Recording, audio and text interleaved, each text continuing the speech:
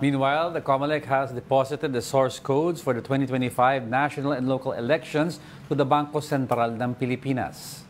The poll body also assured that the VP Sara Duterte's concerns about dagdag bawas are not possible. Here's the report. The Commission on Elections has formally turned over the source codes for the upcoming midterm elections to the Bangko Sentral ng Pilipinas. This includes the source codes for the automated counting machines, transmission of votes, and overseas voting. That's our commitment simply because that is under the principle of transparency.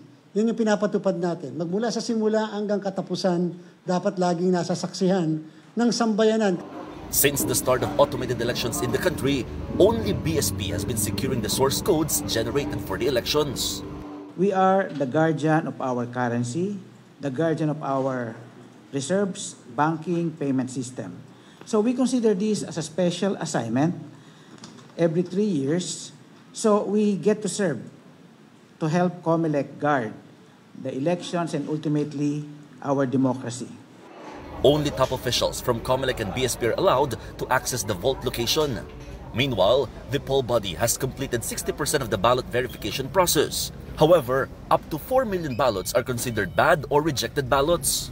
Ang dahilan kung bakit may mga defective ballots na nakita, mali yung cut, mas maliit ang pagkakakat, and therefore maaari ma-compromise yung mismong timing marks. They are now reprinting the affected ballots to meet their April 20 deadline. The COMELEC also dismissed Vice President Sara Duterte's statement that the possibility of dagdag bawas or vote manipulation should be closely watched in the upcoming elections.